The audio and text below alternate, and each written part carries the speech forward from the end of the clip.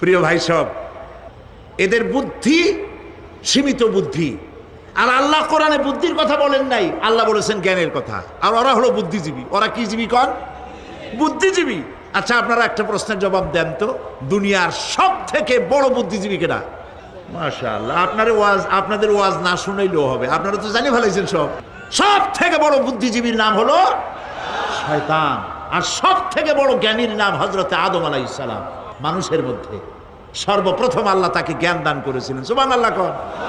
আল্লাহ পাক কোরআনের মধ্যে কোথাও বলেন নাই যে আমি বুদ্ধি দিছি। আল্লাহ পাক বলেছেন ওয়া আল্লামা আদামাল আসমাআ কুল্লাহা, আমি আদমকে সমস্ত জিনিসের জ্ঞান দিয়েছি, নামগুলা শিখাইছি। সুবহানাল্লাহ কোন?